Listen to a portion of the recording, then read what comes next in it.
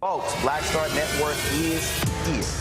Hold no punches. I'm real revolutionary right now. Black power. Support this man, Black media. He makes sure that our stories are told.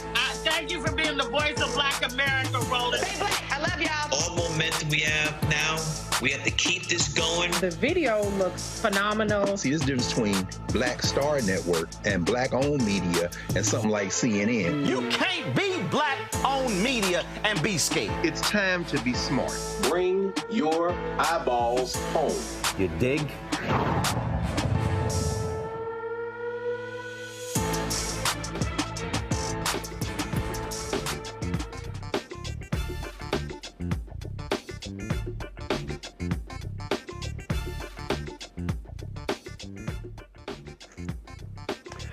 Hey folks, today is Wednesday, November 20th, 2024. Coming up on Roland Martin Unfiltered, streaming live on the Black Star Network. I'm live here in Atlanta.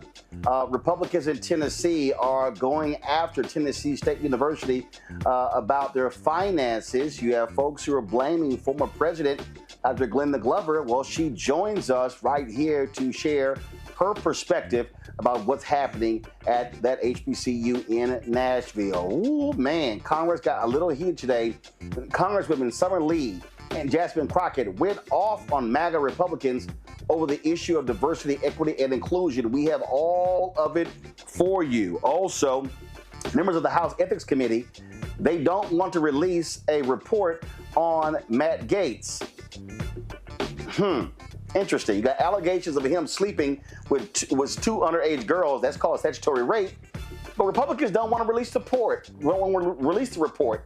I wonder why. Also, Louisiana Appeals Court will allow the state's 10 Commandments law to proceed, meaning the 10 Commandments will be displayed in all of the classrooms. And also, a national monument for Tulsa's Black Wall Street gets closer to reality. Folks, let's talk about that and more right here. It's time to bring the funk on Roland Martin Unfiltered on the Black Star Network. Let's go. Whatever the miss, he's on it. Whatever it is, he's got the scoop, the fact, the find. And when it breaks, he's right on time and it's rolling. Best believe he's knowing.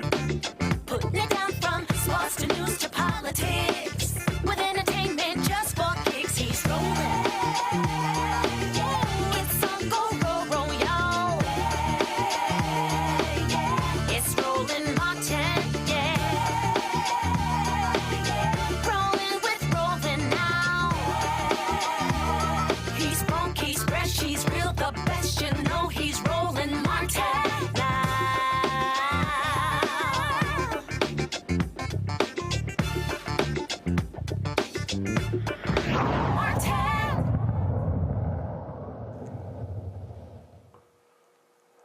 Republicans in Tennessee have been highly critical of the finances of Tennessee State University, the state's only public HBCU. The state has given the university some $43 million for operations this year in order to make payroll and prop up the university. Now, 114 people have been laid off at the institution. And remember, they also replaced the Board of Trustees last year. We were there in Nashville discussing that. The interim president, Dr. Ronald Johnson, he says the fault lies with former president, Dr. Glenda Glover.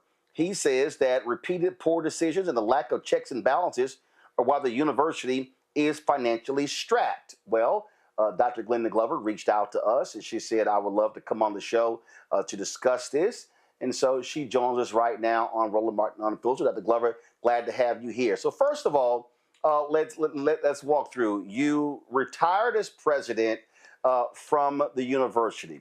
I've had some alumni, folks have been on my social media saying, oh, why is she taking $800,000 as a consultant for the university? So first, can you explain that? Thank you, and good evening, and thank you for having me on the show tonight. Yes, I can explain that. I mean, just this whole notion of $800,000 is so ridiculous. I have a retirement agreement, a buyout agreement.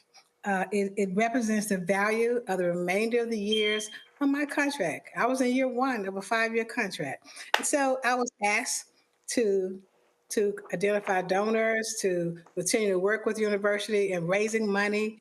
As you know, we built an endowment from 46 million to over 100 million. We're the envy of many HBCUs with our endowment. But set that aside. When the legislators carefully constructed an arrangement with me, when legislators, some met with me in person and some sent others to meet with me to speed up the retirement process. In fact, to ask me to retire. So I said I would do it on my own terms, at my own time. And so I did honor their request and retire. And so, but now you don't get to come to me now and say, we want your retirement agreement now to be voided. That's just not a fair process, because it happens in academia all the time. When a president leaves early, they get an exit package, they get a retirement package, they get a buyout package. It's not only just in academia, it's in other areas. Coaches and others get buyout packages. And so that's no different from that. There's no $800,000 arrangement I have to consult with TSU, but that's just ridiculous. All right. So you have a buyout, and that is being paid to you over what period of time? It's set up to be over a 4-year period. There are different arrangements being made over a 4-year period. And are you required to do additional things as a result of that buyout? I am. Now, I suggested the 4-year period so that it wouldn't be such a strain on the university's treasury. And so, and for that, I would continue to identify new donors, continue to build the endowment, to bring it. I'm going to the East Coast after Thanksgiving to meet with some individuals about some money for TSU. And so it's those kinds of things that, that's what my skill set is. And they did not want that to go to waste upon my retirement. In fact, that was suggested to me by one of the legislators. And so that's why it was such a shock when they were acting like they didn't know anything about it, because they were the very ones who came to me and said, you've been here a long time, you should consider retirement. And they suggested some things to put into the retirement package. So this hypocrisy is just unreal. Okay, so let's talk about where the university is right now. You have your interim president who's saying all of these financial issues with Tennessee State are your fault and your previous administration and the previous board. You have state legislators who are also blaming you. You got columnists with the Nashville Tennessean who are saying this is, one of them even said that by you being on the board of a for-profit prison is also part of this problem. And so let's talk about this here. Where the university is right now, what is the reason for the university's financial problems, in your estimation? Well, let me start by saying this. The state will not get the chance. They don't have the chance to cause a problem and then criticize us for having to go through the problem. So again, it's almost like a friend who you have loaned money to, and that person comes by, that friend owes you money, and that person comes back and makes fun of you because you're broke. So they can't cause a problem and then come back and criticize us because we're in a problem that they created.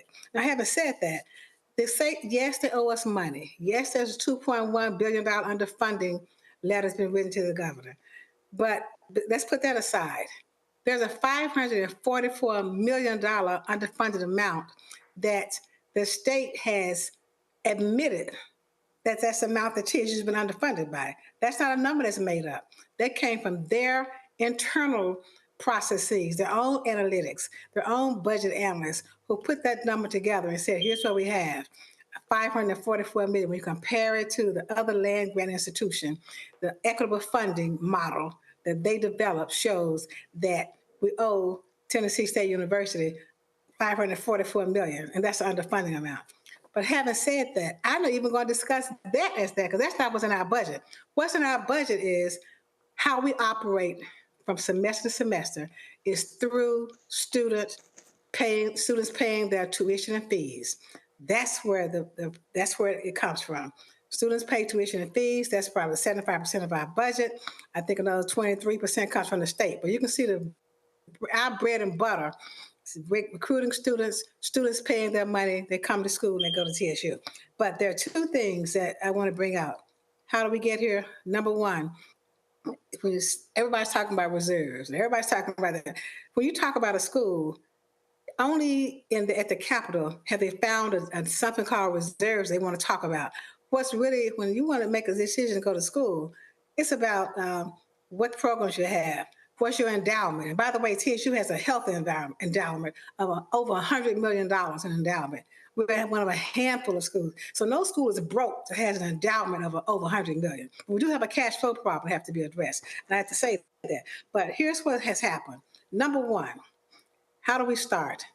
The Tennessee Higher Education Commission, THEC, has a process whereby they have schools to give students, to put scholarships on the student's account, the HOPE scholarships, the lottery scholarships that are state funded, not the ones that the schools offer. These are ones that are offered by the state. And there are a lot of students from a lot of the universities getting these scholarships. Well, rather than all of those students going to the Higher Education Commission, THEC, asking them for the scholarship money, that process, it's worked out so that each school will advance the money to the students. Again, totally separate from the $2.1 billion, totally separate from the $544 million. They would advance this money to the students. TSU did from our operating funds. And then THEC, Tennessee Higher Education Commission, would then reimburse TSU at some point. Well, after we had done this reimbursement and waiting for us to get after we had done this advancement, waiting for our reimbursement, they informed us they're not going to reimburse us. We said, what do you mean? This came from our operations. And they said, well, we're not going to reimburse you because you got some audit findings from TSAC. We want you to get those cleared first. Now, there was almost an impossibility to get those cleared first because we had students who needed transcripts that had not been, the final transcript was not there. There were a lot of things that couldn't be done overnight. So we thought that was very, very critical. So we just sent them letters, literally begging them to pay us the money. That's number one. Another thing that happened, that went through our operating account. The state forced TSU to hire a company, JLL. They're a good company. I even know one of the guys at the tip top, and they're a good company. However, it was being done much less funds in-house. But they forced them to come in to do our facilities and maintenance because they had put $250,000 away. But the catch is, it couldn't come out of $250,000 they gave us. It had to, it was $1 million. I'm sorry, $250 million. It couldn't come out of that.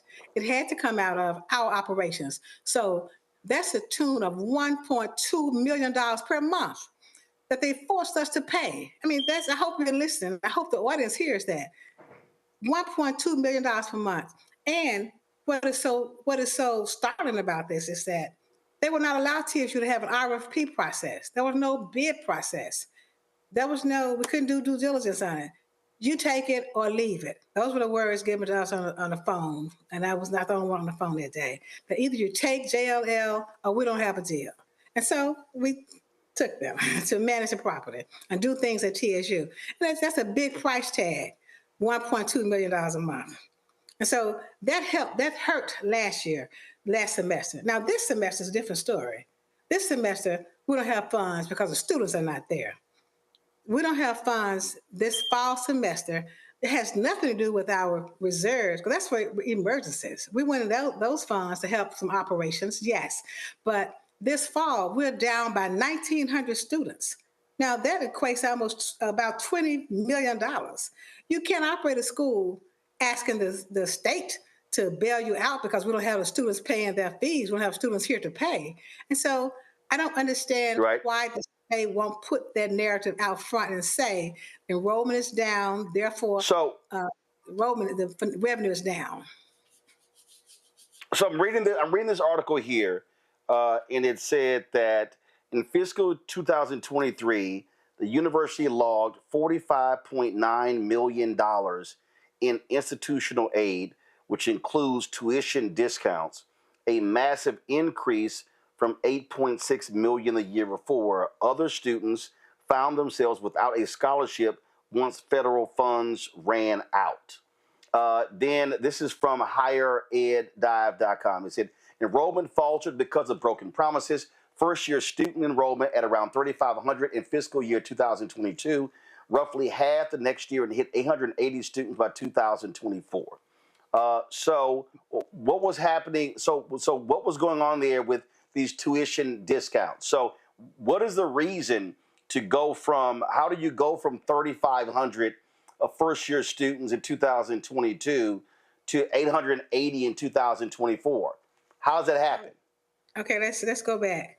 The allegation is that we used the one-time funds. I think that's what I heard you say. Those were COVID dollars. When they had, when COVID was there, they had the HERF dollars, and sometimes referred to, it's a federal stimulus package that was given to HBCU, but to all universities, especially, and there's a special package for HBCUs. That was in 2020, and some in 2021. Those students have already graduated. We couldn't have made a promise to a student from the COVID funds from 4 years ago to in 2020 when COVID was there. It was March of 2020. By the time they got the legislation together, we had students, and we didn't give scholarships out of that fund. That money was used to pay off student balances. They could come back to school and to help them through the COVID factors, like parents losing their jobs, students losing their jobs, companies shutting down that had promised students money for a school, students not having connectivity, all the COVID woes. That's what that funding was for. So that was 4 years ago. So that couldn't have been what they were talking about. But I think what they may be talking about, because I listened to it too, is that in 2022, we had a huge influx of students because we were coming back from COVID. Parents were calling us saying, listen, they've been here for all this time, a year. We need you all to do something to help us. And it wasn't just Tennessee State. It was around the country when students were going back to school in large numbers. But TSU was chosen for a lot of reasons. One, we have good programs. They know they get a quality education. That's the number one reason you go to the HBCU is to get a quality education. Everything else is gravy. But when the students watched, they saw a lot of things happening. Kamala Harris, it was our vice president, the vice president of the United States, came for our commission as speaker. Our band was nominated for 2 Grammys. They had not received them then. They since received the Grammys. They had performed at the White House on the Rose Bowl parade. So a lot of things were happening. TSU was on a national stage. And we were all having fun with it, just having a good time with it. And we didn't have this crisis because the students came to TSU. Yes, we had a housing problem because there was not enough housing on campus anyway. And then there were students who couldn't afford to live in Nashville off campus because the housing prices are cost prohibitive. So they asked to come back on campus too. So just like other schools in the United States, HBCUs and non-HBCUs, we house students in hotels. Yes, that was expensive, and that did take up some of the money that we had. But we got funding from those students, money from those students that came into TSU. That's not coming in now. So whatever the reason was, 2022 is gone now because that's the time they said you don't have enough students before that. So when these students came, then they got on to having too many students. Remember when the legislator got on TV and said, you have too many students. Why are all these students coming to TSU? You're doing them a disservice by having so many students. So they want to cut the number of students down to make housing the number one factor. So the next year we said, okay, let's keep the temperature down. We'll have 8,000. So we had 8,200 last fall, 8,197. So in this fall, it dropped to we're about 6,300 students. So that's not even typical of a TSU first year class of 800 students. There's what promise was made to these 800 students? Nobody promised them any scholarships because there was no scholarship funding to promise them. So for them to say that these students couldn't return or they couldn't come this first year because they had a scholarship promise that didn't happen, they were in high school at the time, and there was no promise made to these 800 students. So I don't know where that came from. There is a sensation in saying that something that was promised and not given. That's just simply not true. But there may be some things that slipped through the cracks. So you're saying that the main issue here is that by having that drastic of a drop of first year students, and what people have to understand is that HBCUs largely depend upon the financial aid of students. So by having that drop, that's $20 million not coming into the university. Therefore, you're going to have a shortfall. Now, I know earlier you also said let's set aside what they owe, but isn't that part of the problem?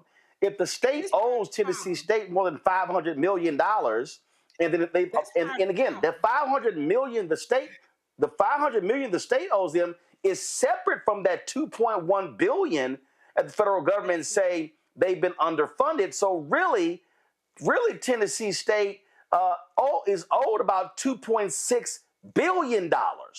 Yes, precisely. That is correct. The point I was making is they've always owed us money, and we've managed by semester to semester with the students that come in and register. You have to understand the bread and butter of the higher education is students coming in, paying their tuition and fees, and the students and the university operating from that. Now, aside from that, the university is expecting to receive the funds that's been owed by the state, especially first the $544 million that their own budget analyst said was owed, and it was reviewed by his superiors that is owed. So that's expected. They did put $250 million up front, but then they tied our hands so it couldn't be used.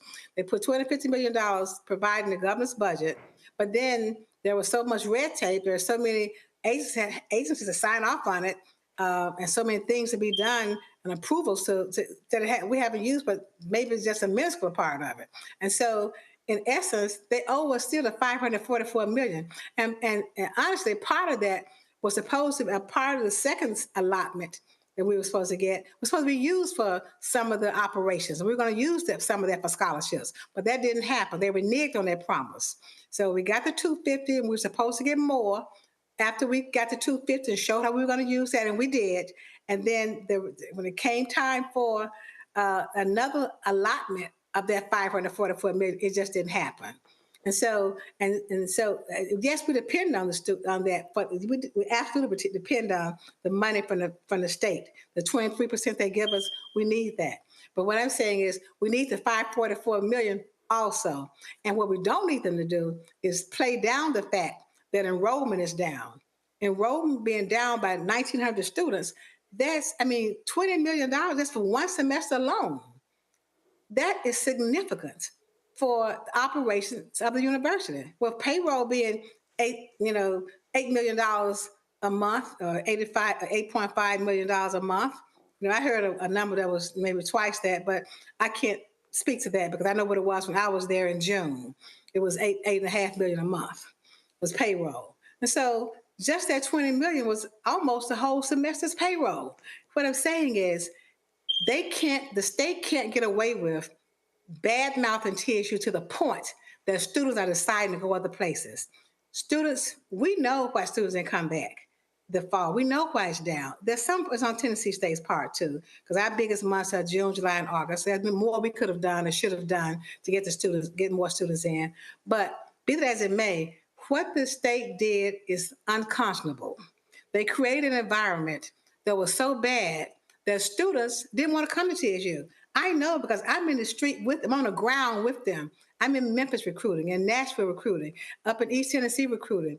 And students are saying, we don't think, they were afraid that we're going to lose our HBCU brand because of all the chaos. We said, we're going to put you in the community college system. Parents will listen to that. Parents, I feel more phone calls from that very moment of saying, why don't we put TSU in the community college system?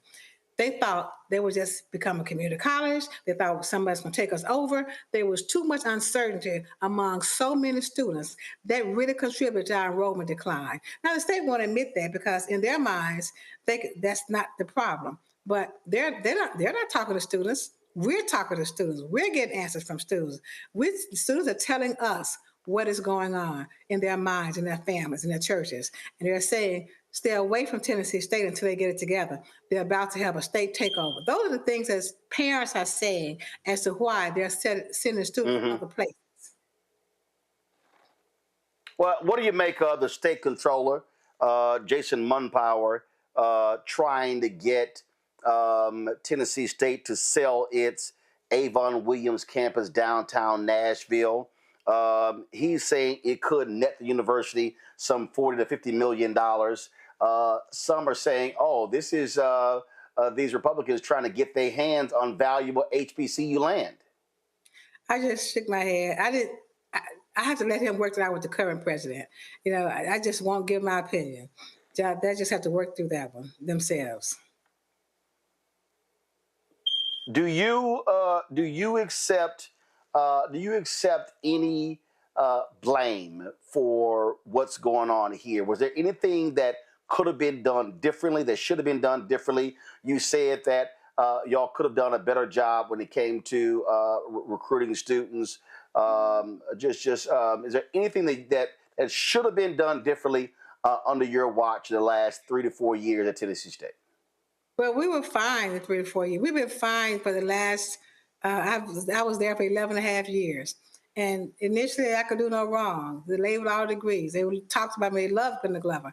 It wasn't until Glenda Glover challenged that system of discrimination against Tennessee State University. That's when it all started. When I looked him dead in the eye and said, when you say challenge the system, do you mean saying send us that $500 million? Yes. At that time, we didn't know how much it was.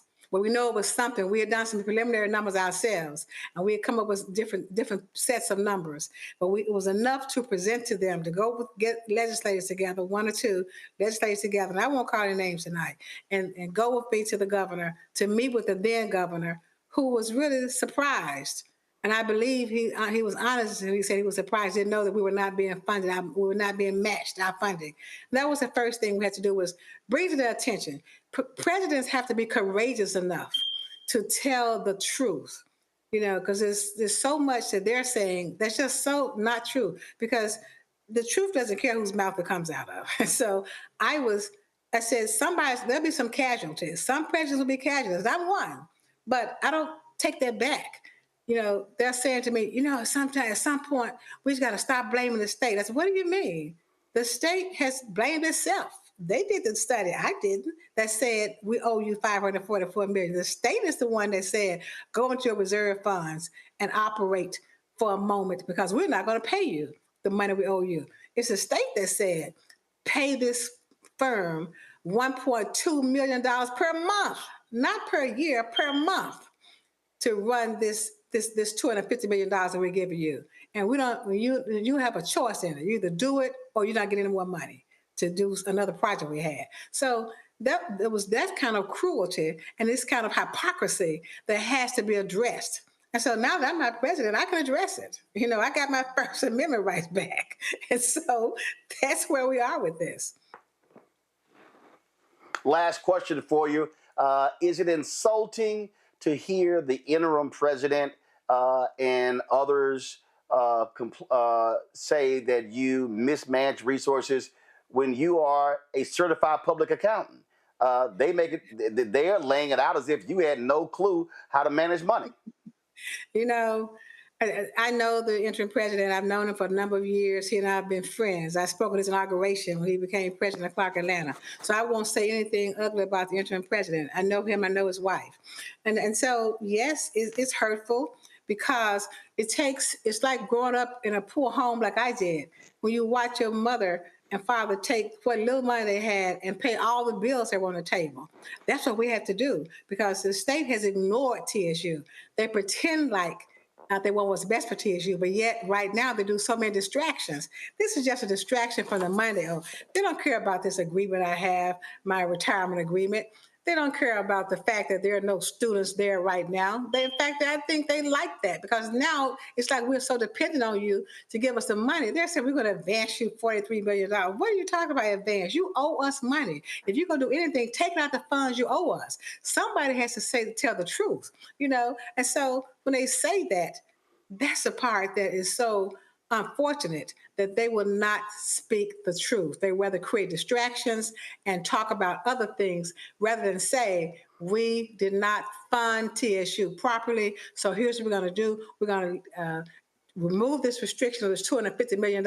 It's already in the budget. It's already there, already voted on and ready to go. We're going to remove that infrastructure restriction, and let you use the money for operations rather than say, we're going to do this, you cut this.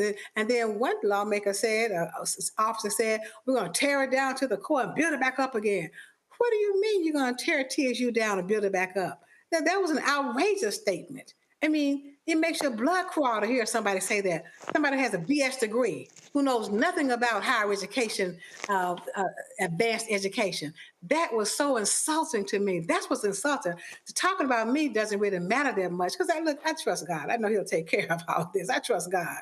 I know that when I went to them and told them, you have to pay us the money you owe us. You know, it's like the story of Jesus. And I'm not comparing myself to Jesus in any way. But as long as He went about saying, I'm the Son of God, I came to save the world.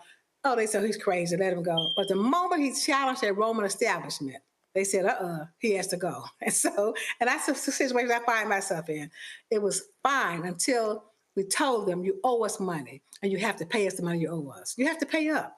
And that's when everybody started coming after Glenda Glover. And so, but I'm used to a fight. You know, I was born to fight. I grew up in a civil rights home. I watched my dad fight in the civil rights movement. And so I was born for a fight like this. It was fight for my university that I'm passionate about, that I love for the students. I fight for the students all day, every day.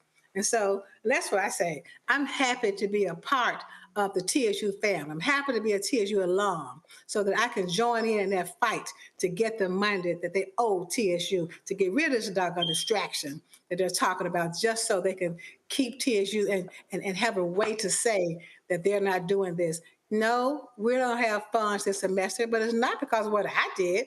It's what the students didn't come back. We could have done a little bit better in June, July, and August. That's our biggest months, to follow up with the students, to do more, follow up with them, to say to them, you know, we're not here. We know you haven't registered, you haven't returned to school. But don't put down scholarships. They didn't get their scholarship. That was 4 years ago. And even this first year, 800 students, that's nothing to do with scholarships. That's just to say that we have 800 students because they were promised scholarships. How many were promised scholarships? Who? Give me their names so we can look it up and see. That's just simply not true. That's a red herring. That's a distraction. And that's what this General Assembly is doing, where the key leaders, key folk are talking, they come up with distractions. And they love having me as a distraction. And but I can clear up my distraction because I got an agreement.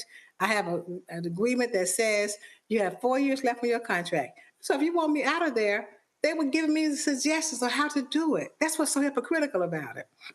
But that's okay. I'm just happy to be here so we could talk through it. And you can see that, and by the way, we did leave, all the money was not spent.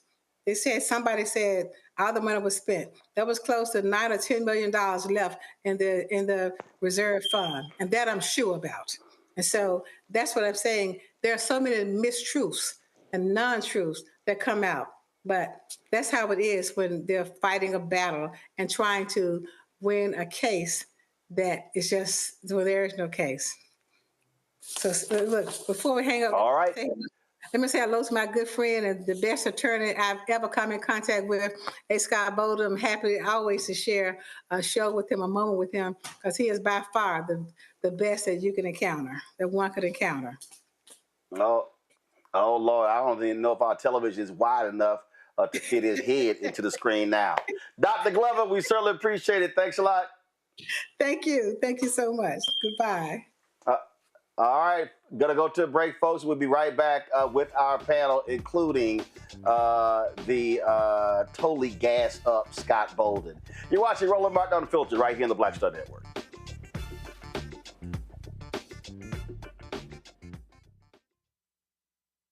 Hi, I'm Isaac Hayes III, founder and CEO of Fanbase. Fanbase is a free-to-download, free-to-use, next-generation social media platform that allows anyone to have followers and subscribers on the same page. Fanbase was built through investment dollars from equity crowdfunding from the Jobs Act. People just like you help build Fanbase, and we're looking for more people to help build Fanbase. We are currently raising $17 million in a Regulation A crowdfund on Start Engine. We've already crossed $2.1 million, but we're looking to raise more capital from people just like you that deserve the opportunity to invest in early stage startups without having to be accredited investors. So right now, I'd like you to go to startengine.com/fanbase and invest. The minimum to invest is $399. That gets you 60 shares of stock in Fanbase right now, today. And then use Fanbase to connect with friends, grow your audience, and be you without limits.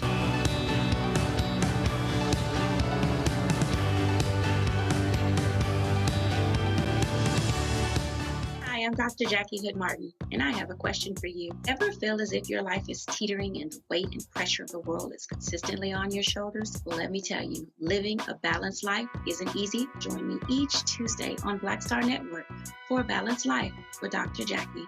We'll laugh together, cry together, pull ourselves together, and cheer each other on. So join me for new shows each Tuesday on Black Star Network, A Balanced Life with Dr. Jackie.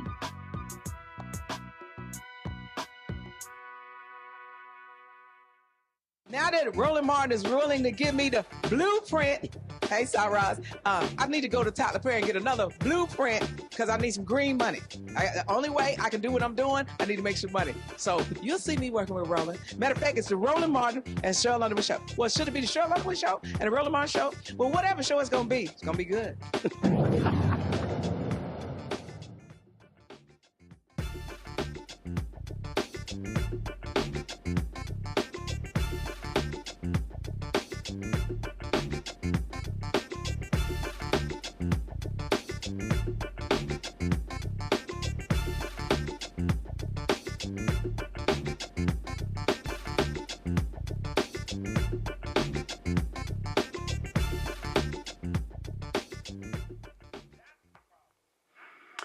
All right, folks, welcome back to Roland Martin Unfiltered. Let's get it going with our panel. All right, joining us right now, Gavin Reynolds, contributor with The Root, former speechwriter to Vice President Kamala Harris, joining us from New Haven, Connecticut. Daniel Blackman, former Biden appointee, founder of Renaissance 94 out of Atlanta, and also A. Scott Bolden.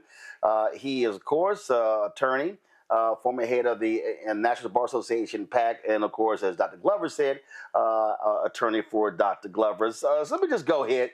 I'll start with you, Scott. See, here's the thing that's you misquoted her. She said outstanding. Say it again. She said outstanding attorney, one of the best that's ever done it. That just don't misquote her, okay? Are you still a client? Are you done, Roland? Yeah, I'm done. All right, let's get right to it. Here's the thing that is, I've seen this in so many other places. I've seen these people, Republicans, and also some Democrats, complain about HBCUs, complain about all sorts of things. The state owes them $2.6 billion. Yeah. So you want to come to me or you, whoever you're going to, but I will tell you. I said, Scott. I'll go to Kevin first. No. Listen, this is pure politics. Republican legislature, you see what they did over the last 3 or 4 years with their black state legislators. That didn't work.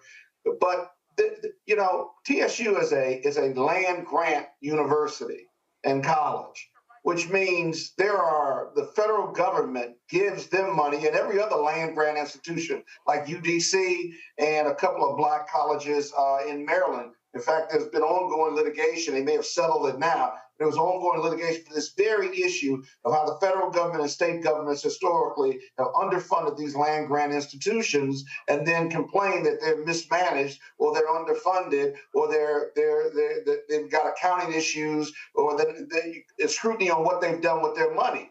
You can't have that discussion if you owe that institution money and you don't disagree that you owe them $500, $600 million, and you don't disagree that the Fed's assessment is $2.1 billion, but you just say we're not going to pay you, and then we're going to criticize you in the interim. It is the height of hypocrisy and the depth of arrogance. And so Dr. Glover just laid it out. The other thing she did not say is, she's got certified, signed, executed contracts. There are 2 contracts, right? They paid her on part of her first contract, which was the buyout. The Board of Trustees approved this. Their general counsel approved this. And these are representatives, some were representatives of the Republican administration and the governor's office who makes appointments to that board. They paid part of it already, so they can't get out of the first contract. And the second contract is a 4-year contract where she's actually performing. She's working. It's not like it's not like a buyout. She's a special advisor to the president. Everybody signed off on it. So her job is to raise money and to be an ambassador for the TSU, which she's been doing. They've paid her 3 or 4 months on that contract. She's not an at-will employee. She's a contract employee, unless they want to breach the contract, because right now they're currently in breach of the contract. I sent them a letter yesterday demanding or reminding them they're in breach of the contract and to cure it, because their financial woes is in one bucket, but my client's got two contracts in the other that they've been performing on. So it's hard to get around it. And for public officials to say, terminate that contract, well, if it goes to litigation, they're going to be the first witnesses that get called in discovery because they're trying to interfere with that contract simply because they want to scapegoat her. Not going to happen under our collective watch. And thank you for covering this so long with her this afternoon, rather. See, Gavin, this is the thing that I need a lot of our people to understand. They got to understand the games that are being played here. So you withhold money from Tennessee State, you send money to University of Tennessee, you fund their operations. When they have a housing issue, you help them acquire hotels. And so then you say, well, y'all having problems over here. Why is it that the governor and the Republicans in the legislature, how is it that they easily found money to build a new stadium for the Tennessee Titans in Nashville, but they can't find the money for Tennessee State? Well, see, episodes like these just remind us of the prioritization or the deprioritization that states have on Black progress. And we've seen this throughout history, obviously. This is not happening in a vacuum, either in this moment in time, just at TSU. It's happening at other universities. We talked about how public land-grant HBCUs have been underfunded $2 billion over the past 30 years, but it's also been happening over time, and it's not just in terms of universities, right? States have looked for so many ways, and it's the present-day Republican supermajorities who have always been the ones to do whatever they can to stifle Black progress. We saw this during Reconstruction, when Black folks were making tremendous progress towards self-governing. Those in power at the time who opposed Reconstruction then tried to claim that Black people were incapable of governing themselves, which led to the violent overthrow of Reconstruction. And we saw that happen in a modern day context with TSU earlier this year when Governor Lee passed or signed the bill that the state legislature, the General Assembly, passed to dissolve the whole board. Again, another example in our nation's history playing out right now on the campus of TSU, war being waged by the state against Black progress, again, to show that, as they say, Black people are not capable of governing themselves. And again, this is happening across the country, not just in higher education, but in so many other capacities. And we should prepare, by the way, over the next 4 years for more of this, not just with MAGA Republicans at the state level, but also Donald Trump at the federal level. We see in the cabinet nominees that he's putting in place right now a complete antagonization of the Black community, whether it's going to be whoever ends up leading the DOJ or any other cabinet department, which over the past 4 years has actually been committed to equity and diversity and supporting Black progress. We're going to see a lot of that progress be erased over the next 4 years, not just in Tennessee, but across the country. I just sit here and you know, I've covered these issues so often, Daniel. I've covered them out of 107 HBCUs. I've been to 60 of them. I have sat down and I have had conversations with presidents, with board of trustees, with alumni, and on and on and on. And I don't care, and it is a fact. It is a fact. I have talked to enough people who are graduates of Tennessee State, people in the state legislature. Republicans in Tennessee had no problem with what was happening at Tennessee State. Most of them have never even visited the campus until They asked for their money. Then all of a sudden, stuff changed. I mean, look, you're singing to the choir, man. I mean, I'm a alum of Clark Atlanta University. My wife's an alum of Spelman College. We get it. We see the playbook. And, you know, you, Brother Martin, you're in Georgia. And, you know, when you think of what the University of Georgia and Fort Valley as a land-grant college went through this same scenario where when they did the audit, they found that the University of Georgia as an agricultural university and Fort Valley, which is an HBCU and also a land-grant college, what they realized was that there was a disproportionate amount of funding coming into the state that was going to UGA versus Fort Valley. And we saw that, right? And the same thing we're seeing. And I think we really need to just pay attention to what's happening, not only now, but this has been going on with HBCUs, and the attack on our HBCUs, similar to our Black farmers, has been going on for over a decade. We've seen this, and I think this is now the epitome of what they can do. As you mentioned earlier, I think now that the president has the House and the Senate, the courts in his first term, we're going to see a massive attack on HBCUs and the funding that they're owed. And I think we need to be very serious and intentional about not only paying attention, but we can't wait till this gets to the next second, third, fourth, or fifth HBCU. If we don't come together now, not just as an alum, but as a community behind what's happening at this institution, we're going to be in trouble. And it's not just going to be those types of schools. When it comes into other areas, we can't cry foul then if we're not raising our voices now with what's going on at TSU. And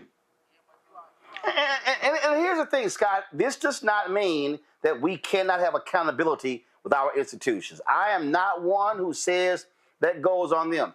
I believe you got to have your T's crossed, your I's dotted. I believe you must be doing stuff the right way. I believe your paperwork must be right. I believe those things must be happening. I believe you must be looking at best practices, and you must be doing the best with what you got. But again, when I saw that hearing, and these Republicans are like, I don't understand, why are all these students going to Tennessee State and they're not going to our other schools because they don't want to go to your other schools. And this is the reality that people need to understand. Republicans in Tennessee do not want Tennessee State to look like the University of Tennessee. They want University of Tennessee to be the flagship of the university. They don't want that because now you truly do have options. The reality is one of the reasons that many Black students who bypass HBCUs, it's a question of facilities. You don't have the Wi-Fi. You don't have the dorms. You don't have the amenities. And if you have a university that's sitting here and they are owed $2.6 billion, can you imagine? This ain't hard at all. If they're saying TSU has a $43 million shortfall, if they gave TSU its $2.6 billion, that means that if TSU enrolled 800 new students every year for the next decade, then they could spend $500 million on a shortfall and still have $2.1 billion left over. What that means is that Tennessee State potentially could be investing that $2.6 billion and actually be reaping the benefits of that. And so people need to understand there's accountability on the part of the university and administrators, absolutely.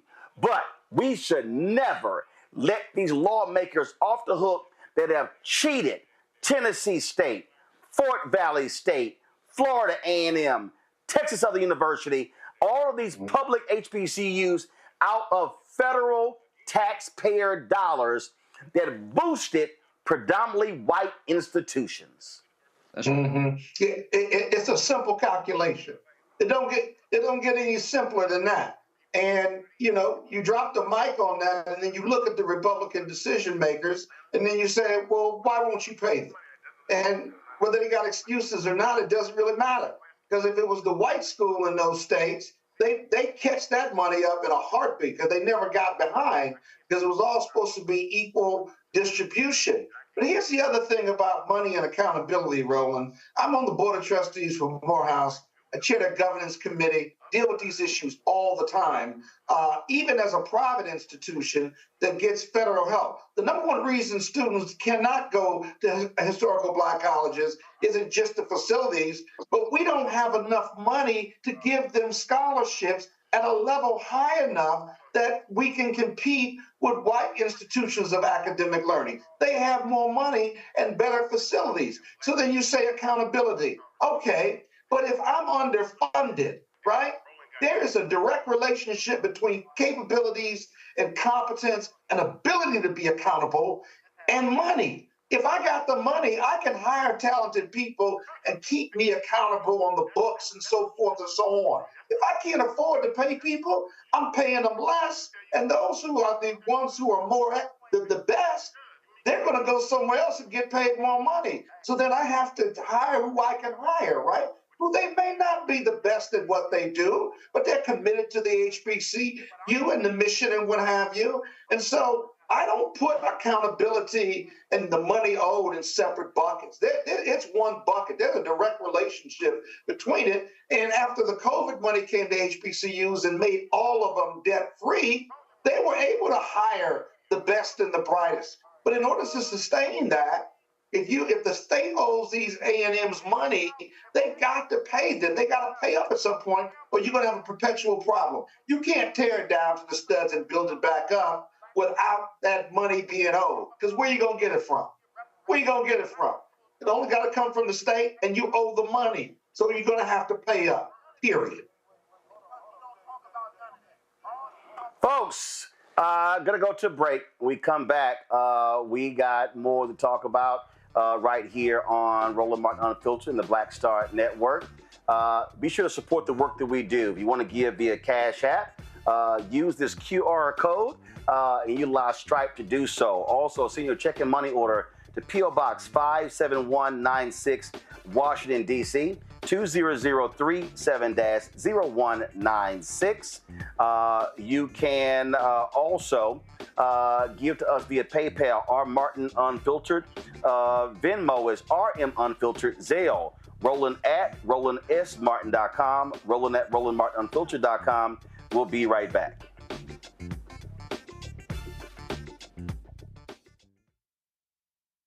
Hatred on the streets, a horrific scene, a white nationalist rally that descended into deadly violence. White people are losing their damn minds. As an angry pro-Trump mob storms the U.S. Capitol, we've seen shooting. We're about to see the rise of what I call white minority resistance.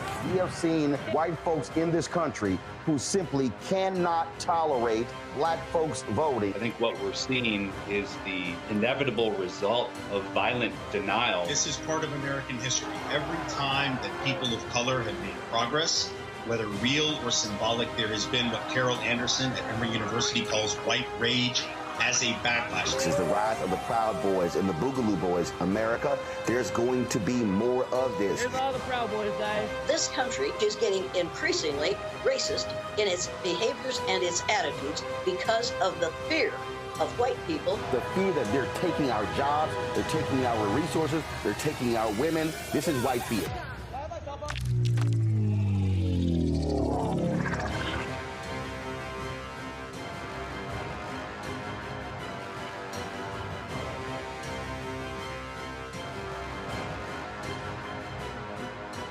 What's up, y'all? Look, Fanbase is more than a platform. It's a movement to empower creators, offering a unique opportunity for everyday people to invest in Black-owned tech, infrastructure, and help shape the future of social media. Investing in technology is essential for creating long-term wealth and influence in the digital age. The Black community must not only consume tech, we must own it. Discover how equity crowdfunding can serve as a powerful tool for funding Black businesses, allowing entrepreneurs to raise capital directly through their community through the Jobs Act.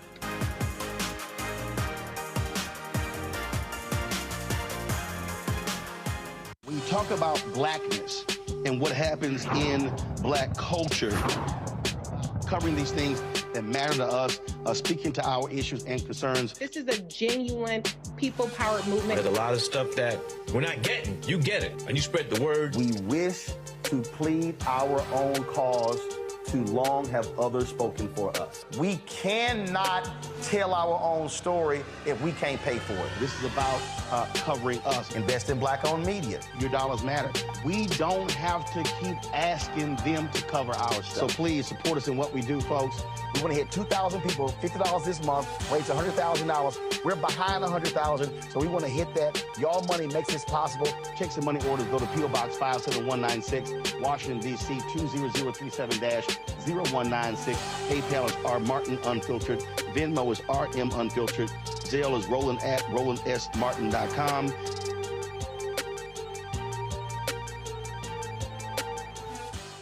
Hello, we're the Critter Fixers. I'm Dr. Bernard Hodges. And I'm Dr. Terrence Ferguson. And you're tuned in to Roland Martin Unfiltered.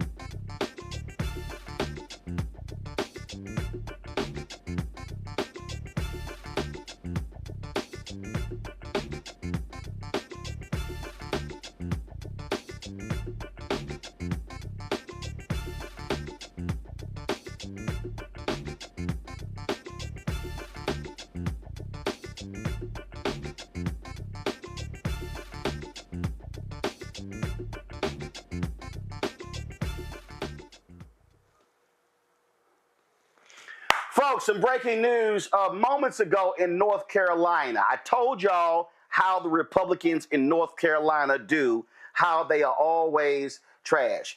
They now, because the Democrats won the governor's race, lieutenant governor's race, secretary of state, attorney general, now these Republicans have passed laws stripping loads of power from the governor because they don't want Democrats having the control. Let's go right now to, give me 1 second. I'm going to go live to our guest. She's joining us right now. Give me 1 second. I'm pulling the information up. Amber Baker. She's a North Carolina State Representative. Amber, is Amber there? I'm here. Can you hear me? Okay, Amber, glad to have you here. So, yeah, I can hear you. Here's the deal. Because of what happened in the vote, y'all have been able to break the Republican supermajority. So they're trying to ram through these laws to strip all sorts of power from the Democrats that were elected. Tell the people how dastardly the Republicans are, the work that they're doing there in North Carolina.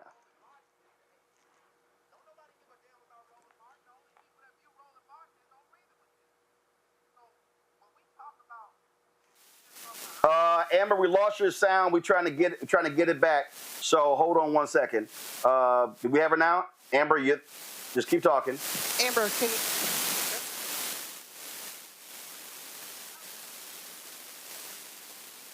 All right, y'all. So y'all let me know when we have Amber. Yeah, now we got you, Amber. Now, are you there? Can you hear me? Yeah, we hear you, Amber. Go right ahead. Okay, so we thought we were just coming in to deal with the governor's veto and perhaps the third round of relief, hurricane relief, but that was not what we dealt with. First of all, they gave us a 118-page bill for the relief bill. Very few of the dollars were directed towards continued relief. Over 500 million was in there for vouchers.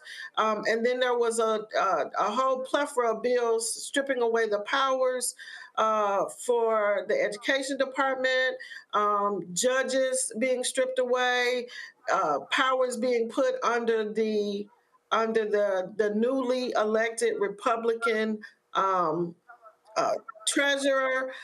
It was just bananas. And I mean, the bill that did the most amount of damage was not even known to the people what the bill really was. So the bill came in as a dental hygiene bill, but then it was turned into a conference report, and a whole bunch of really crazy legislation was added and then sent over to the Senate. So the next step was for the Senate to approve that bill today. It will be going to the governor's office tomorrow. We expect that the governor will veto it. And we're scheduled to come back on December 2nd, which their goal probably will be to try to overturn that veto. What also is important to notice is that we have 4 Democrats that voted with them. And so even though we anticipate a 1-seat majority in the upcoming session, we've got to begin to neutralize those Democrats that will continue to vote with the Republicans on some of this craziness. And see, again, the same thing happened in Wisconsin. Democrat was elected, Tony Evers, Republicans stripped them of power. This is what they do. It's all about retribution. It's all about holding on to power. And this is why I keep trying to explain to people why the Supreme Court races matter. At one point, the Democrats had a majority on the state Supreme Court. And then they could have had a 6-1 majority. Beasley lost. It was 4-3. Then the court flipped. Now Republicans have a 5-2 majority. Allison Riggs is holding on. You've got Anita Earls who's going to be up in 2026. 3 Republicans are on the ballot in 2028. And so folk have got to be focused in flipping this Supreme Court from Republican to Democrat that will also stop a lot of the things that Republicans are doing in North Carolina. And they can't be distracted just by what's happening at the federal level. You know, although what Trump is anticipating on doing when he's sworn in January very much mirrors what's happening at the states. And as you said so many times, and others as well, is that we have to be focused on our state races and what's happening in our state legislature, that we can be the gap stop between what Trump is proposing and what actually can happen in our respective states. So the fact that they now right now they still have control of the Senate. We're waiting on a couple of races still to be called. We did break it in the House by 1 vote, but and Allison Riggs is holding on to her seat by just slightly over 100 votes. They're still waiting for a couple of counties to be counted. It is important for people to understand what's happening at the state level. Mo Green, who was the first African-American superintendent of schools, state superintendent of instruction, that's another reason why they are dismantling that. Another $500 million went yesterday to vouchers. If nothing else, they misunderstood the optics of that. And we still have so many more issues, pressing issues that need to be addressed in Western North Carolina. And so the least of those was an additional $500 million to go to vouchers. Well, listen, y'all hands are full. Let me do this here. I know my panel may have some questions. Gavin, you got a question for the state rep? Yeah, Representative, thanks so much for joining us and for what you're doing on the ground in North Carolina. I'm from Georgia myself, and I know the fight that we're up against in the South. So thank you for the fight that you're fighting for us. Can you talk a little bit more about the proposed changes to the appointments to the State Elections Board? I've read, and you kind of alluded to this a minute ago, that there's some proposed changes to put the power of who gets appointed to that board now with the state auditor who will be a Republican, right, in the next session. So can you talk a little bit more about that provision, how it would work? Yeah, so as some of your viewers may know, is that we had the first Black female that was appointed to that position, and we were hopeful that she would have been elected to that position, which would have given us the governor, the lieutenant governor, the secretary of state, and attorney general. But so the way it worked out, it didn't. So now the way that the legislation is written is that all 100 counties, in terms of who gets appointed, will be now under the jurisdiction of the auditor. And so he will control all 100 jurisdictions, voting jurisdictions for our state.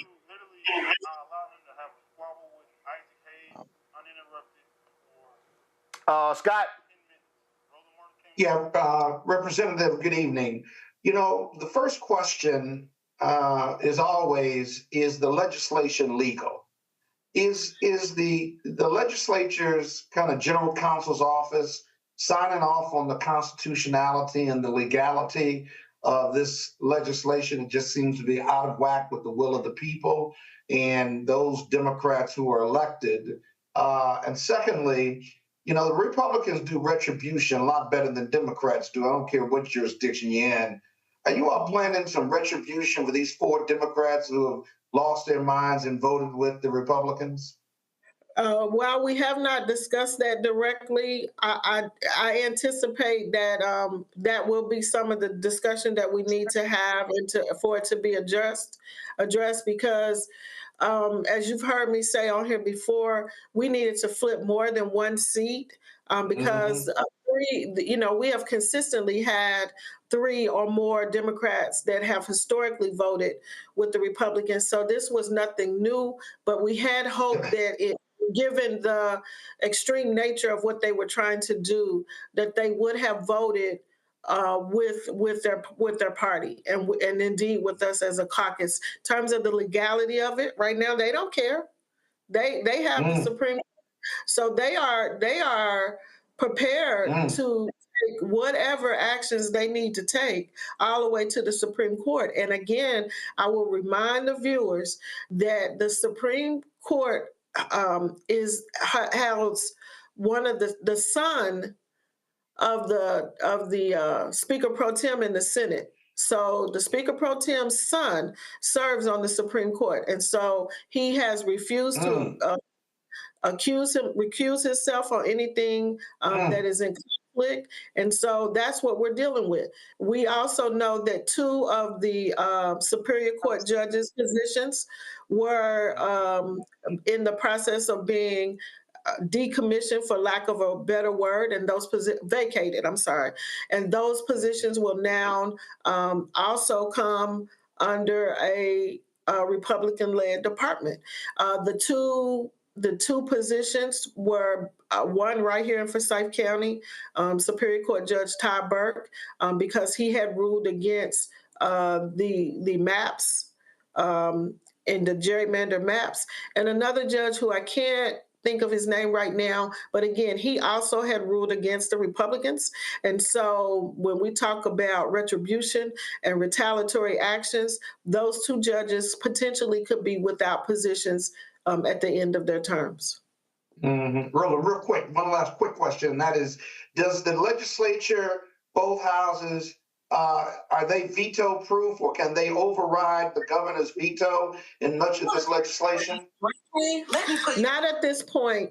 We heard about 1 seat yesterday, but they did lose a couple of seats. So, and there are still a couple of races. There are toss-up races in the Senate. So right now they do not have the veto-proof majority in the Senate. We are still awaiting the final results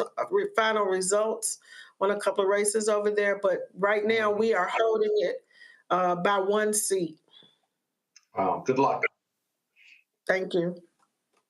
Daniel, go ahead. Yeah, I think, Representative Baker, my biggest question, Roland brought it up earlier, and that's these races in 2028. And I think there needs to be a long-term strategy. Too often we see Democratic spaces where we're planning for the next election, whereas they're planning a decade out. So could you talk just a little bit about what is your plan looking at, focusing on the Supreme Court in 2028, looking at other seats that are coming up to start planning now for long-term transitional power that Democrats, quite frankly, haven't really yielded? So I'll be honest with you, it's both and but, right? We need to not only focus on 2028, but we have the midterms started on November 6th. See, we run every 2 years in North Carolina, both in the House and in the Senate. So we can't bypass 2026 elections. We came very close to flipping a number of seats. And so we need to also focus on 2026 in terms of ensuring that we hold on to and extend our veto-proof majority in the House, and indeed work with the Senate to make sure that they get the veto-proof majority in the Senate. And that needs to occur in 2026. With that being said, this was the first time that we implemented a 100-county strategy, and we were competing and contesting in districts that we hadn't. And so there is a focus on making sure that we re-engage our rural voters, which is extremely critical, and also making sure that we are reaching out to those unaffiliated voters to make sure that we can engage them in a way that they now are a part of our Democratic caucus to begin to shore up these races. And here's the reality that you don't hear any of the mainstream media talking about, but indeed is always a conversation on Roland's show, is that we can't overcome racism and the refusal of America to deal with the racism and the refusal, no matter how qualified a Black candidate is, that it is difficult for us to overcome that. So the best way to do that is to extend our base and spend time with our young people. Find out what's important to them. What does campaigning look like in this generation? It doesn't look like our campaigning. It doesn't look like our parents campaigning. So how do we engage and motivate these young voters? And I can tell you here in Winston-Salem State students were not playing. Day one, when students started to move in, they were out there registering voters, keeping students engaged. So people are paying attention. And as Democrats, we have got to be in tune to what our party currently looks like. And we need to deliver on the promises that are always made around election time, but never delivered on. Representative, we appreciate it. Thank you so very much, Representative Baker. Look, y'all keep up the fight. Thank you, sir. Folks, when we come back, it got a little heated on Capitol Hill over the issue of DEI. Congresswomen Summer Lee and Jasmine Crockett, they were having none of it. We're going to show y'all next on Roland Martin Unfiltered on the Black Star Network.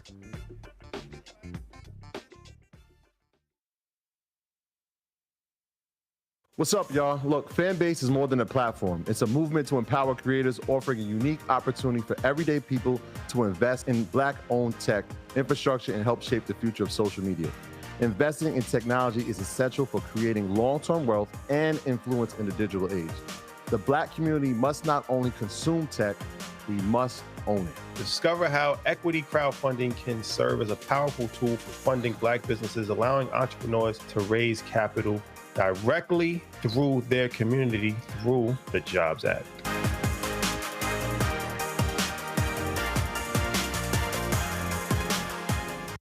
Hatred on the streets, a horrific scene, a white nationalist rally that descended into deadly violence. White people are losing their damn minds. As an angry pro-Trump mob storms the U.S. Capitol, we've seen We're about to see the rise of what I call white minority resistance. We have seen white folks in this country who simply cannot tolerate Black folks voting. I think what we're seeing is the inevitable result of violent denial. This is part of American history. Every time that people of color have made progress, whether real or symbolic, there has been what Carol Anderson at Emory University calls white rage as a backlash. This is the rise of the Proud Boys and the Boogaloo Boys. America, there's going to be more of this. Here's all the Proud Boys, guys. This country is getting increasingly racist in its behaviors and its attitudes because of the fear of white people. The fear that they're taking our jobs, they're taking our resources, they're taking our women. This is white fear.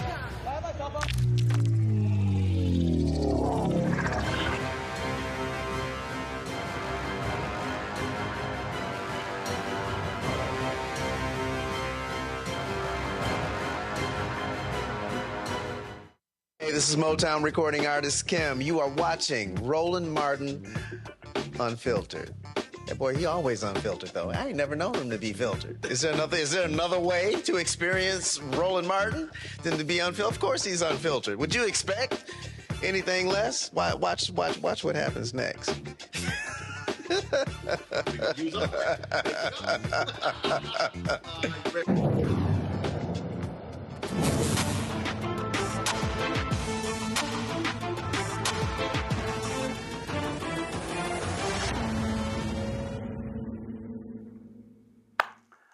Oh, man, things got heated on Capitol Hill. Y'all, they were dealing with the issue of DEI. And let me tell you something. Ooh, two of the black women on this panel were not having any of it. First up, here is Congresswoman Jasmine Crockett of Texas, bringing the funk. So many of you know that I practice law, but some of you don't realize that I actually was a business major out of Rhodes College in Memphis, Tennessee. And the emphasis that I got in my business degree was on finance. And as I traveled the country campaigning this election cycle, one of the things that I talked about was this idea that in finance, we always promote this idea of diversity. If you know anything about a portfolio, the one thing that you want to do is make sure that it's as diverse as possible, because at times certain stocks will perform better than others, and they will exemplify various strengths and weaknesses. And together, a diverse portfolio is usually what any good finance person would promote. They wouldn't promote that you solely invest in vanilla wafers, believing that that is going to be the strongest portfolio, but instead they may want to add some chocolate cake and some Twinkies into the mix to make sure that we have the best portfolio, because there will be different preferences by different people, and again, there will be different strengths. But as I sit here and I think about what we say and what I'm hearing as it relates to diversity when it comes to anything outside of making money, and to be clear, we are losing GDP every time we try to push back on this idea of diversity, because all of us bring something different to the table. But you consistently said over and over the word oppression, and every time that you said it, it was almost as if I was hearing nails on a chalkboard, because it seems like you don't understand the definition of oppression, and I'd ask you to just refer to Google to help you out. Oppression is the prolonged, cruel, or unjust treatment or control. That is the definition of oppression. And so as I sit here as a black woman who practiced civil rights, let me tell you, the reason that my colleagues wanted to make sure you understood the same black history that your side of the aisle wants to delete out of classrooms is because you can then misuse words like oppression. There has been no oppression for the white man in this country. You tell me which white men were dragged out of their homes. You tell me which one of them got dragged all the way across an ocean and told that you are going to go and work. We are going to steal your wives. We are going to rape your wives. That didn't happen. That is oppression. We didn't ask to be here. We're not the same migrants that y'all constantly come up against. We didn't run away from home. We were stolen. So yeah, we are going to sit here and be offended when you want to sit here and act like, and don't let it escape you that it is white men on this side of the aisle telling us, people of color on this side of the aisle, that y'all are the ones being oppressed, that y'all are the ones that are being harmed. That's not the definition of oppression. You tell me the prolonged, cruel, or unjust treatment that you've had, and we can have a conversation. You could start with Exodus. The final thing that I will say on this particular issue, two things. There is an article from The Guardian and it is a little old. It's from 2021, so I apologize. But it said that back then, just 3 years ago, white men represent 30% of the population, but 62% of office holders. These are the issues that we are constantly looking at and recognizing and trying to say, is this just? I can't even tell you how many white men have served in this chamber, but I can tell you that I am only the 55th black woman to be elected to Congress. And so when you want to talk about history and pretend as if it was so long ago, it wasn't. Because again, I am just number 55.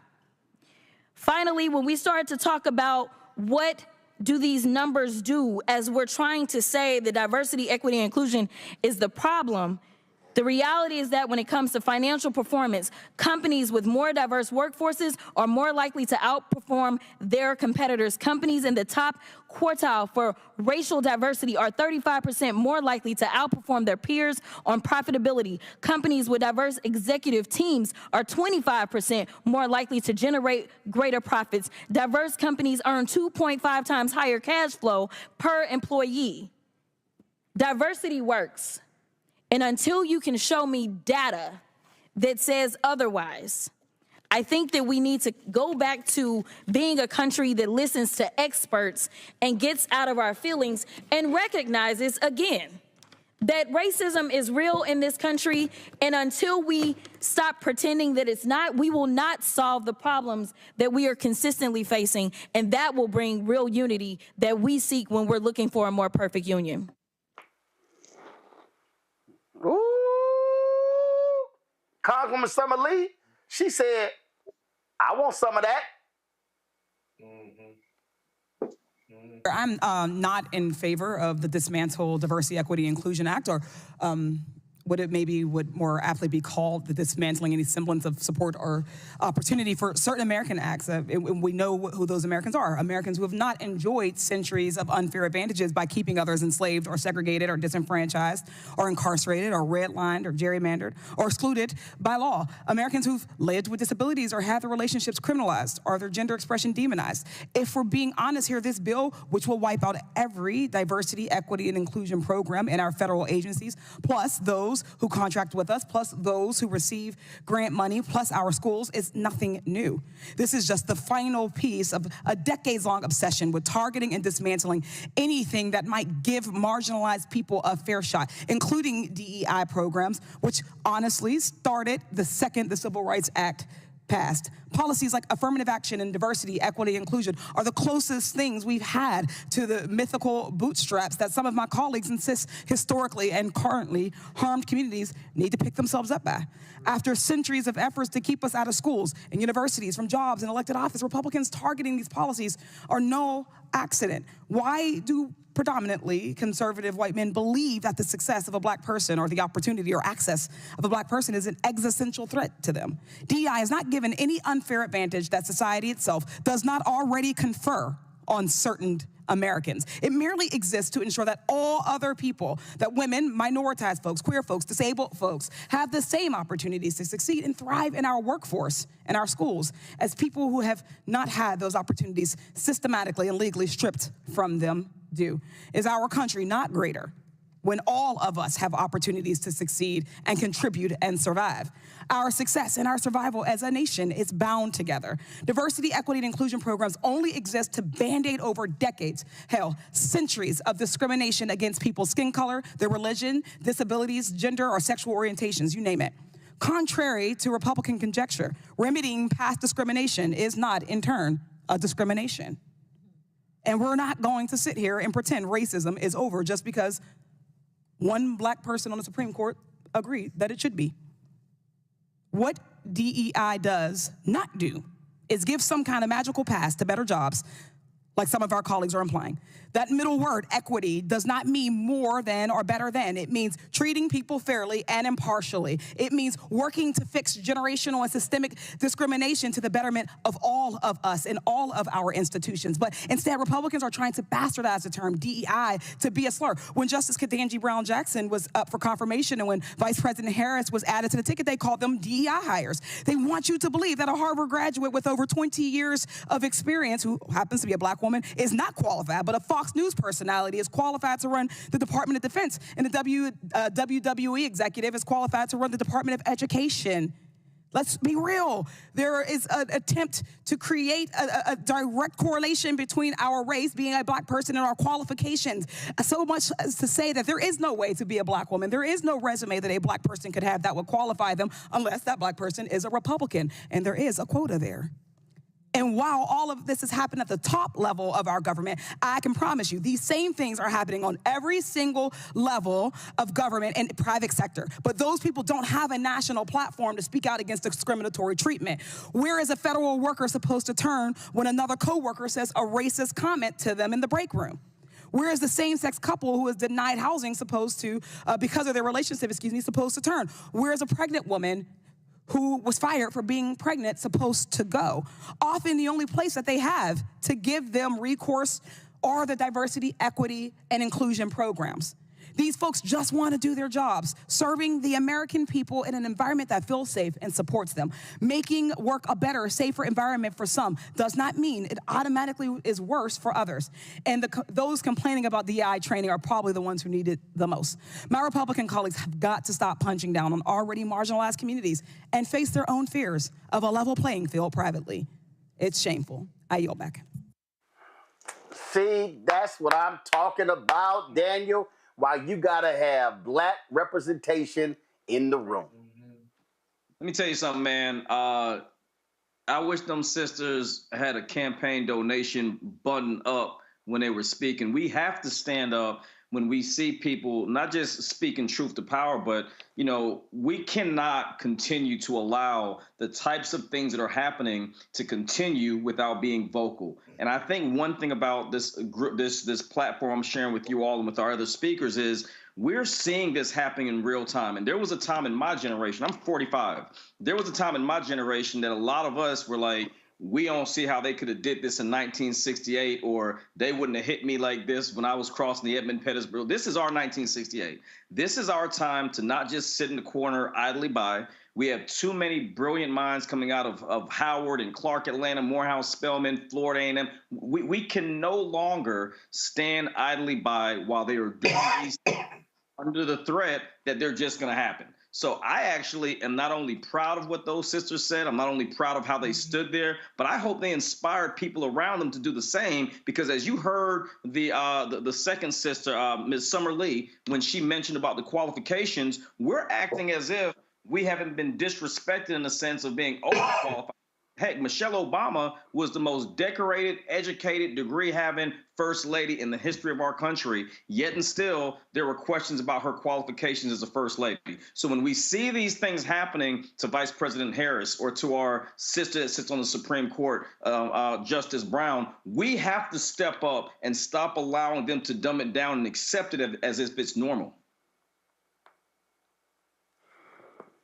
Kevin.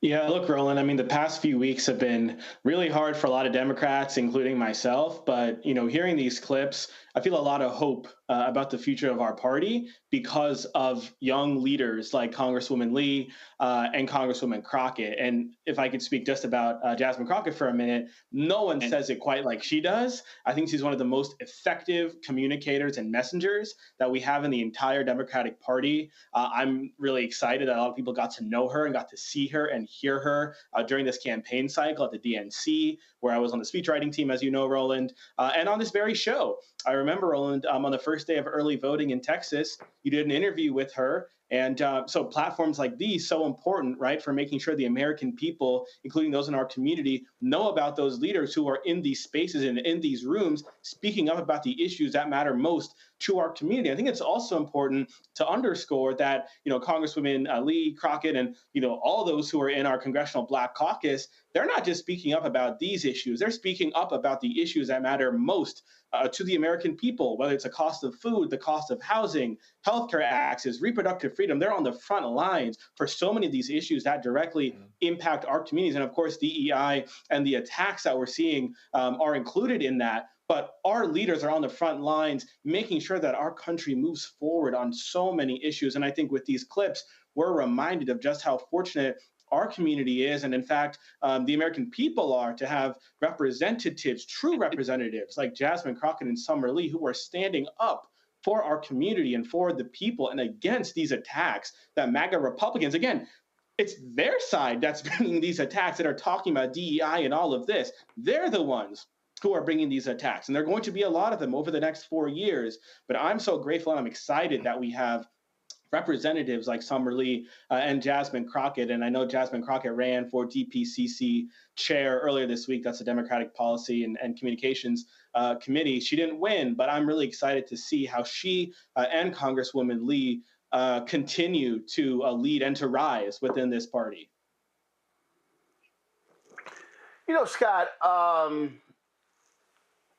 there are a lot of people, obviously, who are frustrated, they're sad, they are angry, people talking about giving up, all sorts of stuff like that.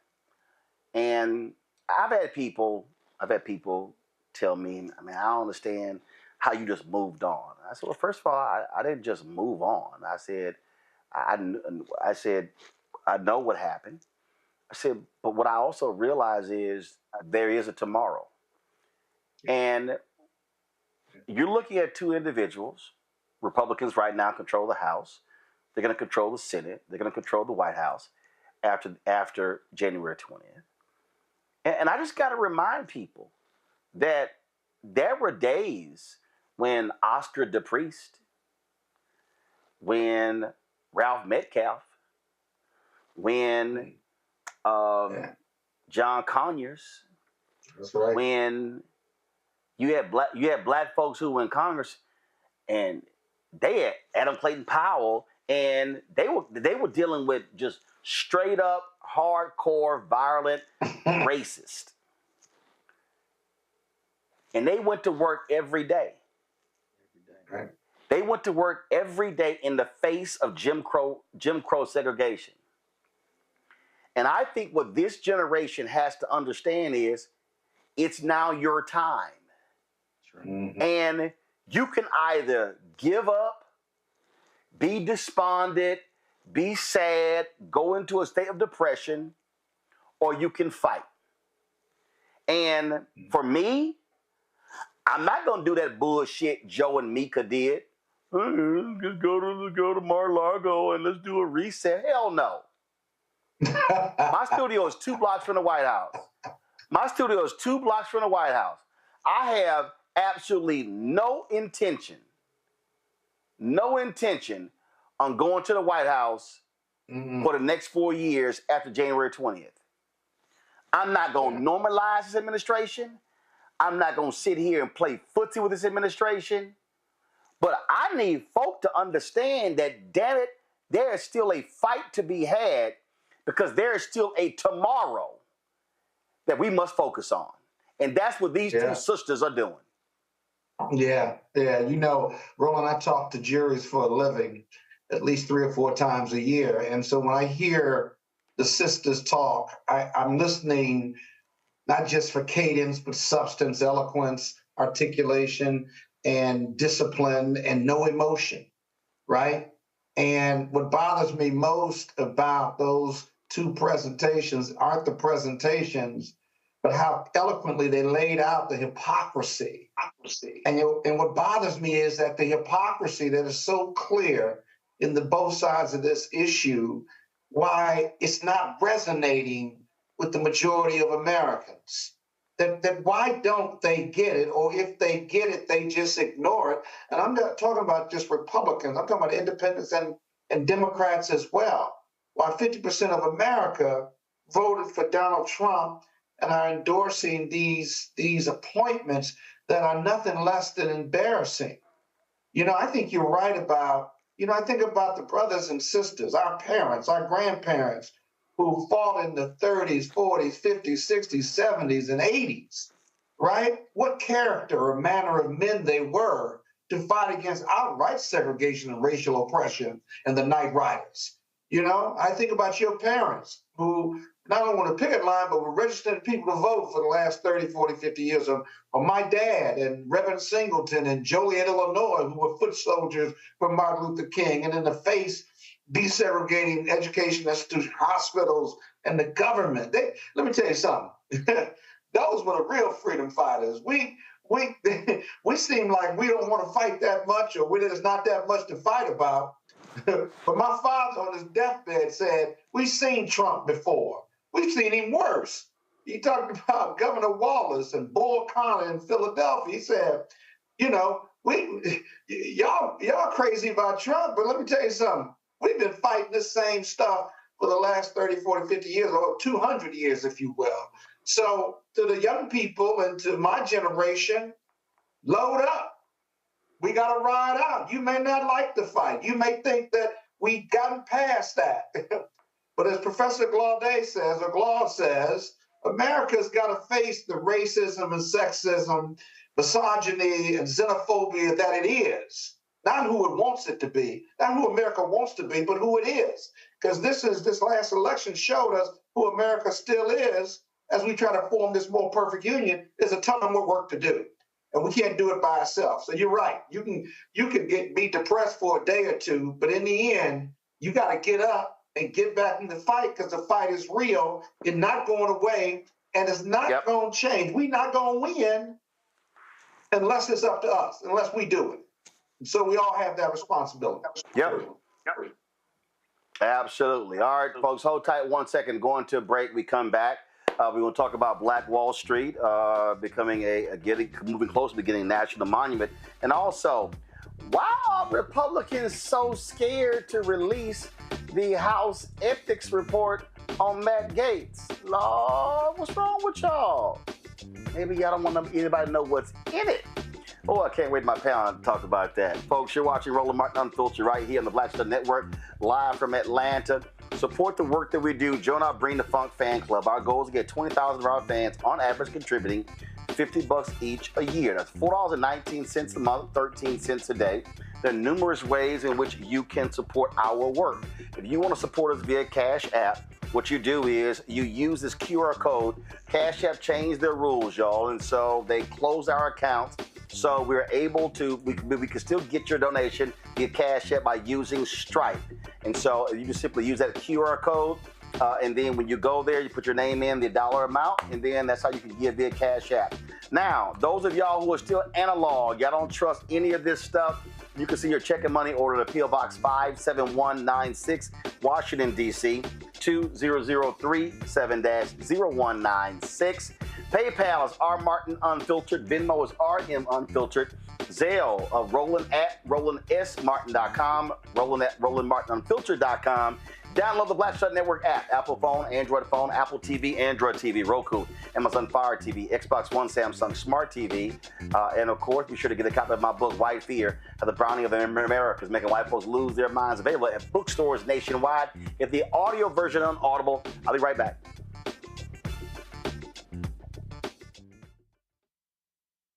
Hi, I'm Isaac Hayes III, founder and CEO of Fanbase. Fanbase is a free-to-download, free-to-use, next-generation social media platform that allows anyone to have followers and subscribers on the same page. Fanbase was built through investment dollars from equity crowdfunding from the Jobs Act.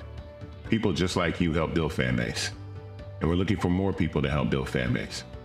We are currently raising $17 million in a Regulation A crowdfund on Start Engine. We've already crossed $2.1 million, but we're looking to raise more capital from people just like you that deserve the opportunity to invest in early-stage startups without having to be accredited investors. So right now, I'd like you to go to startengine.com/fanbase and invest. The minimum to invest is $399. That gets you 60 shares of stock in Fanbase right now, today. And then use Fanbase to connect with friends, grow your audience, and be you without limits.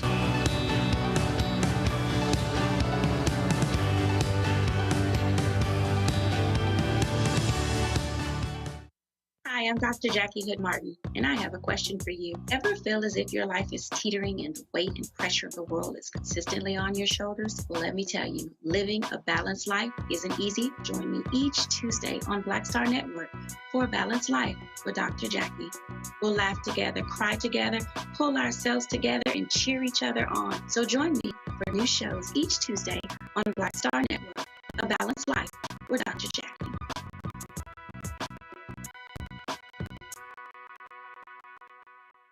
Carl Payne pretending to be Roland Martin. Holla! You ain't got to wear black and gold every damn place, okay? Ooh, I'm an alpha, yay. All right, you're 58 years old. It's over. And you are now watching Roland Martin Unfiltered. Uncut, unplugged, and undamn believable.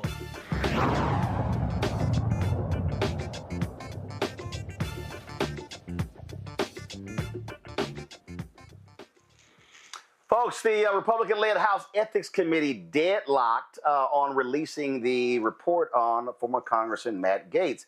Donald Trump, of course, has nominated him to be the Attorney General. Republicans don't want that report released. Speaker Mike Johnson says absolutely not. But you have folks like Senator John Cornyn, who is on the Senate Judiciary Committee, who says absolutely they must have access to it. Now, normally, when you're vetting somebody to be Attorney General, the FBI actually does the investigation. Donald Trump doesn't want that.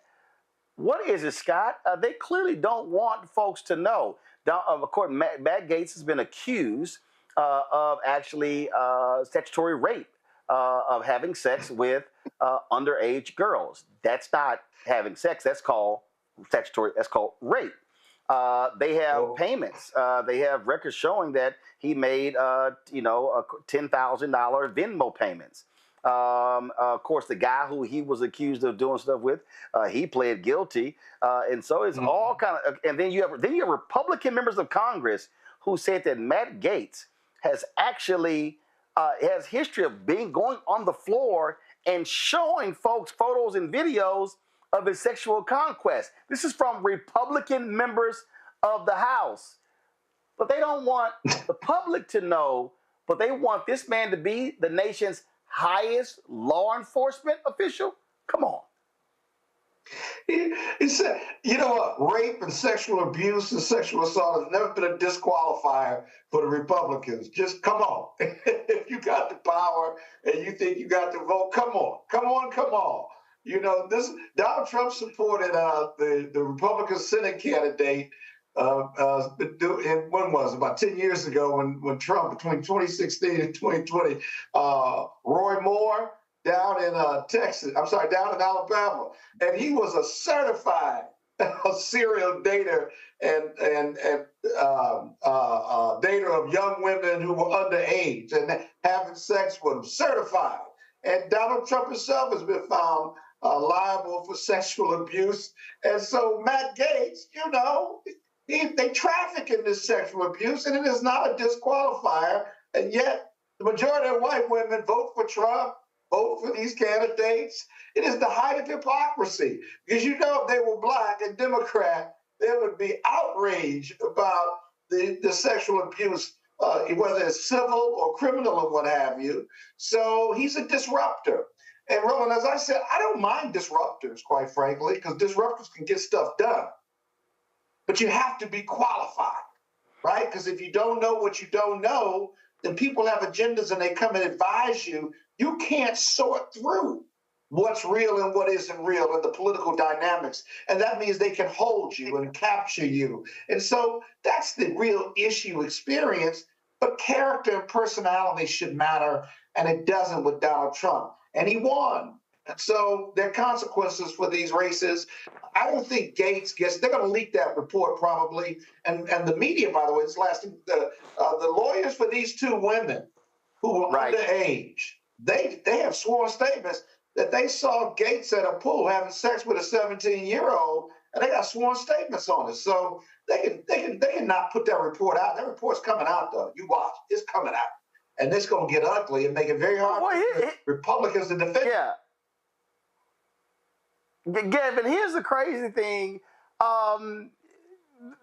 Their attitude is like, okay, we don't care. They're making excuses. Mike Johnson, Mr. Purity, okay, Mr. Super Duper Christian, These people these people bow down at the feet of Donald Trump. Again, this is a cult. Okay, they are an absolute cult because whatever this man wants, sure, here you go. Okay, morals, ethics, values, principles, integrity. We don't care, whatever you want. And you got Republicans who in the Senate, you got Tommy Tuberville, the dumbest United States senator out of Alabama, like, oh, I'm gonna go after any Republican who opposes Matt Gaetz. Man, go sit your dumb ass down. Devin, go ahead. Yeah, no, this is a certified cult. And here's the thing with Donald Trump, right? The only qualifications about which he cares are you going to be loyal to me? That is the full stop, the single only qualification that he cares about. And the reporting that I read in terms of how Matt Gaetz ended up being nominated for this position, he wasn't even being vetted by his transition team. Donald Trump was on Trump Force One the morning that he announced this pick and had a phone call with Matt Gaetz. And Matt Gaetz told him, all these other people you're considering, they're probably talking about their fancy legal doctrines and theories, but I'm going to come in and cut heads for you at DOJ. And that's all it took for Donald Trump to be like, that's my guy. And he did not. Look, anyone who's heard the name Matt Gaetz over the past few years, the only thing they associate with Matt Gaetz is pedophile. At least that's the case for me. And I know that's the case for all the Republicans he serves with in the House and who serve across from him in the Senate. Absolutely, American people deserve to know the truth about Matt Gaetz. And that's why this ethics committee's got to release their report. But whether or not they do, the Constitution says that the Senate must give the president their advice and consent for cabinet nominees. It doesn't say that somehow a president who wins the popular vote is entitled to have anyone they want in the cabinet. And that's what concerns me. The rhetoric right now seems to be that, oh, Donald Trump's victory gave him some mandate, which, by the way, is not true because he's now dropped below 50% of the vote. But they're saying that because he won the popular vote, that senators need to get in line. That is not true. No president is entitled to strong arm their way to a confirmed cabinet. And my fear, above all, is that whether it's Matt Gaetz or someone else, whoever is going to get confirmed here is going to be the one who's going to carry out what Donald Trump has said he's going to do, which is to weaponize the Department of Justice and go after his political opponents, whoever he thinks they are, the people he's called the enemy from within. And look, the last thing I'll say is the job of the Attorney General, and I'm a law student right now, so I've been learning all about this over the past few years, is one that requires you to have a profound dedication to the rule of law and to the Constitution. Why? Because the Attorney General has a great deal of power over things like national security, firearms, immigration, prisons, drug enforcement, and the decision of whether to bring investigations against high-level officials. And there's a reason why the DOJ has been independent from the president over the history of our country. It's a very serious job, and our leader, whoever leads the Department of Justice, needs to treat it as such. And I don't have a vote, but I hope that those who do will vote on their conscience on whoever the nominee is after reviewing their record, after reviewing. They don't have a conscience. Daniel, somebody posted this. Daniel, somebody posted this tweet. It says, "We spent 4 years hearing about every detail of Hunter Biden's sex life, but we can't even see a report about a Republican who has been with underage girls." Really? Yeah, here's the thing, man. What bothers me is I'm an actual presidential appointee. I did not go through a confirmation process, but I was appointed by President Biden to head the Environmental Protection Agency as a regional administrator. My background check had to go through the FBI, the CIA. I had financial records. I had people interviewed. I had to go through a top secret clearance process where if I had an outstanding debt, it had to be paid. I had to sign a Biden ethics pledge before I could even get sworn in. I had to sign a pledge that I will follow an ethical mandate outside of the president of the United States and also fully align with the policies that were in place of said administration. So my concern is that, we already know that there was a time where I would say there was a sense of hopeless optimism, but this confirmation process it's the best gift we could have gotten, because what this is going to confirm to us is what we already know. These individuals, I think we're past the level of conscience, past the level of, qualification. We have raised a generation that has normalized foolishness, normalized a lack of integrity, normalized disrespectful behavior, normalized abuse of women. So I think that what this is going to do is it is the last layer of showing what can happen. And the biggest thing, and my dear brother just said it. Look, the Attorney General is not just, in a position to work with the Justice Department or prosecute cases or oversee the rule of law. The prisons. And this gentleman has already praised practices in El Salvador where there is no reform, there is no correction, there is no restoration and reacclimation to society. So we need to be very clear that these positions that are being appointed go far beyond the titles. They go directly into mass incarceration, how our communities are restored, and how Black men will have a chance to transition and reacclimate themselves to society. And we need to pay attention. Let's talk about the Department of Justice. They're investigating, the DOJ is investigating the fatal shooting of Sonia Massey in Illinois. That took place, of course, in July. Sean Grayson, the deputy who shot and killed her, has been fired and has also been charged with murder. He has pled not guilty. The DOJ is demanding all records related to the shooting as it investigates how local authorities treat Black residents and people with behavioral disabilities. Of course, the 36-year-old Massey was killed in July when deputies responded to a call about a possible prowler at her home when she was shot 3 times by Grayson. Also, folks, let's just talk about this here. In Louisiana, the battle to require all public school classrooms to display the 10 Commandment continues. The 5th U.S. Circuit Court of Appeals, extremely conservative Court of Appeals, rejected a state request to temporarily stay an earlier order by U.S. District Judge John de Gravalis in Baton Rouge while litigation continues. Now, arguments will take place before the Fifth Circuit panel on January 23rd. A 3-judge panel of the Fifth Circuit issued an order last Friday allowing the law requiring the displays to take effect in school districts without parents challenging the measure. Of course, in June, Governor Jeff Landry, MAGA governor, signed House Bill 71 into law requiring public school classrooms to display, quote, certain historical documents, among them the 10 Commandments, the Mayflower Compact, Declaration of Independence, and the Northwest Ordinance. Yeah, notice he didn't include the Emancipation Proclamation in that. A bipartisan bill to make Oklahoma's Black Wall Street a national monument has moved out of a Senate committee with unanimous approval, setting up the possibility for a full Senate vote before the end of the year. The U.S. Senate Energy and Natural Resources Committee approved the measure to establish the historic Greenwood District Black Wall Street National Monument as a unit of the National Park System. The bill now heads to the full Senate for a floor vote. The district, of course, was home to one of the most prosperous Black communities in the U.S., of course, just one generation after slavery, but it was a racist white mob that burned it down, killing 300 Black folks on May 31st and June 1st of 1921. And there's two survivors of that massacre, 110-year-old mother Viola Ford Fletcher and 110-year-old mother Leslie Benningfield Randall. Real quick here, Gavin. Okay, again, I appreciate the establishment of a national monument, but here's the reality. Those survivors have not been compensated for that, as well as their descendants. And this was state sanctioned. And the problem is the city of Tulsa, the state of Oklahoma, they have refused to make amends. This is a perfect example of, sure, make it a monument, but that state and this country should be doing more.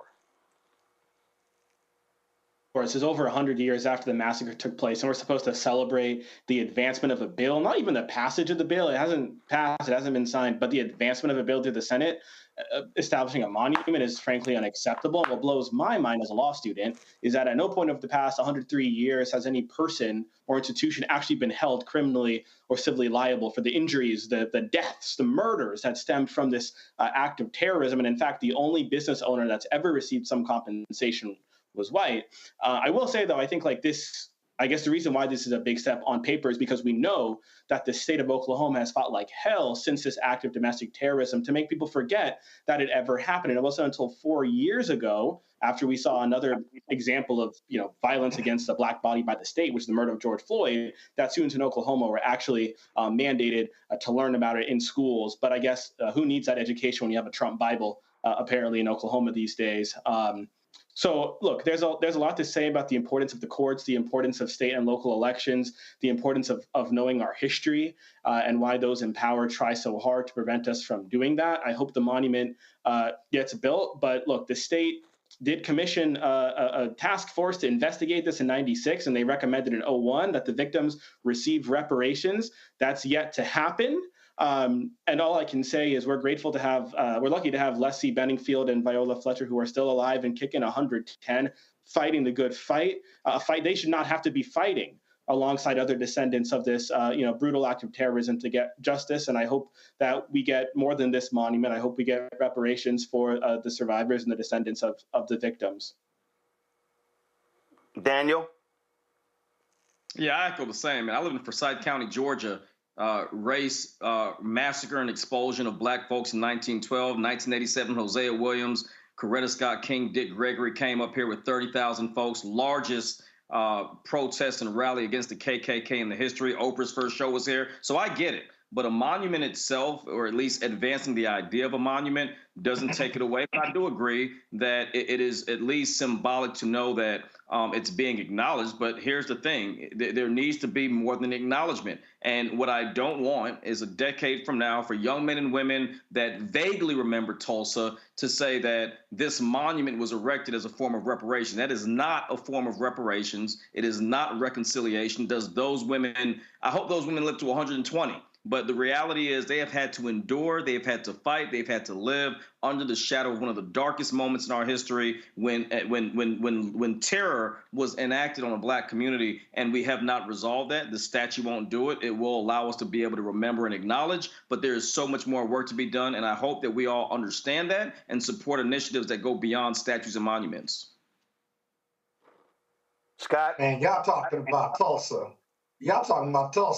When's America going to apologize to the American Negro for slavery and for violence against them and the civil rights movement and the terror from the time we were freed as slaves up until now? They've apologized to Japanese for the internment camps. They've apologized to other groups that were oppressed, but America's just not ready to apologize or give us reparations, not just for Tulsa, but elsewhere. I talk about the melanin in my skin and what it is about the melanin in my skin that makes white America hate me so and hate our communities, but also not want to deal with the race issue or question or racial oppression over 400 years. The courts can give us even money for that, but the apology is the first step. And then second, there's not enough money. Tell me if you agree with this, Roland. There's not enough money to properly compensate Black people for what they've been through in the last 400 years of racial oppression and slavery. There isn't. What would that number be? It's amazing. It's amazing. It really is. So we'll see. You can't come up with it, but you can't come up with it. But in the case here, these are actual survivors. They should have been compensated long time ago. And the people let me do this here, folks. Hold on, Roland. You can give that money not to just those two survivors, but to the estates of those who have passed away as a result of Tulsa. Yeah, absolutely. Absolutely. Let's close it out with our Black and Missing.